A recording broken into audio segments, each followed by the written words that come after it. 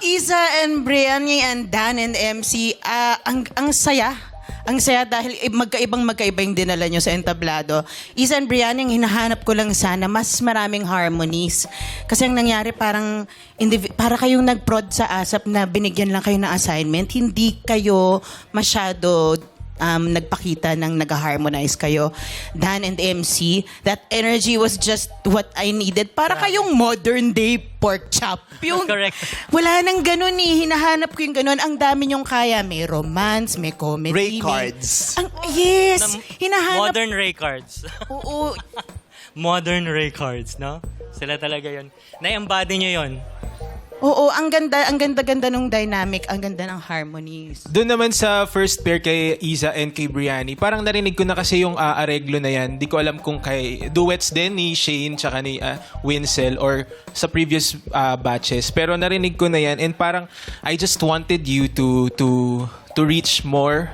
Parang dalhin nyo pa kami, siguro mga 1 kilometro pa. So, medyo hindi lang narating yung, or na-overpass yung mga previous versions. You know, kasi kapag kumanta ka dito ng mga songs na nakanta na before, you're not just singing it with the context na ikaw lang. You're competing with the other versions. And sana, mas binigyan mo pa ng mas maraming extra. Yun ang tsaka mahirap kasi syempre- dito, nagmamarka yung mga versions na ginagamit di ba? Naalala. Yes, Tsaka Jonathan. syempre, iba yung level natin dito ngayon sa Duets 2. Kailangan talaga, expectations naming mga horado, level up tayo. And kay Iza, tsaka kay Brini, malinis yung pagkanta ninyo. Hindi para igong namin kayo, ha? Kasi malinis, maayos, pero boring. Hindi nyo kami na-excite. Kumbaga parang kasi sa galing na meron kayong dalawa, kailangan ibigay nyo pa eh. May kulang sa harmonies. Sana nag-counterpoint kayo dun sa ilang parts na kailangan saluhin ng isa. Binigyan nyo lang kami ng very safe performance.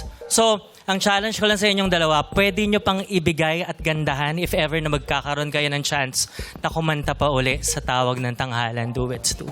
That was a very straightforward comment. Diba? Nakakatakot. Yeah, the performance was kind of boring. Pero kay MC at saka kay ano? Dan. Kay Dan, eto naman parang ayaw magpabor ng audience, di ba? Yes, si Dan tsaka si MC ang Ano galing. ba kayo talaga? Are you part of the community talaga o nagro-roleplay lang kayo? Mga LGBT ba kayo? Ako po. Sumasakay. Ano pangalan mo? Dan po. Si Si Dan. Dan. Okay. So para Alay. talagang para silang nasa stage play tapos Yeah. nagro-roleplay sila. Oo, magaling sila, napaniwala. Napaniwala Tayo. ako talaga ni Dan. Ako din baka eh. naman, sige. Alay kasi si Dan eh. Hindi, non-issues sa kanya, so cool na cool. Oh, ang Alay siya. nakakatawa sa- Iaalay natin siya today. Ang nakakatawa din sa kanila, yun nga hinahanap namin sa performance, yung may danger. Yung pag pinanood mo, teka, saan tayo dadalhin nito? Yung bibigyan mo ng kaba ng audience, pero napupull off ninyo every time. Na parang, uy, mapupull off ba nila to? May comedic element, baka magmukhang corny. Pero nabigay nyo, yung binigay nyong theatrics dyan, at the same time delivering yung harmonies, and yung power ng vocal delivery ninyo, super galing. Buti pumayag ka, Dan, na gano'n ang ganap ninyo. Yes po. Palagi yung magkasama dun sa contest sa... Yes po. Magkakilala talaga kayo? Yes po, yes po. Pareho ba kayo ng season dito sa Tawag ng Tanghalan? Nauna po siya. Nauna po ako. O, kung baka pag nauna po siya, parang ang tanda talaga. Yung pagkakaturo ni MC talagang parang nauna Iba po yan. siya. Ganyan yung mga MC, pangit kausap yung mga MC. Lahat ba na MC? Ganyan. Ganyan yung mga MC eh.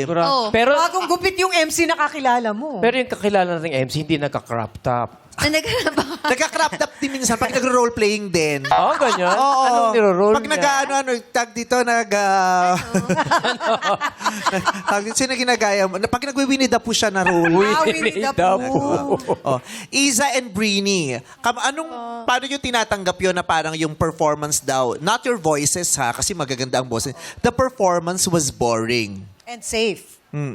Actually, okay lang po talaga. It's good to take critics. It's part of the show. And we're very thankful that we were able to perform it well on all our parts. Kinakabahan pa rin ako.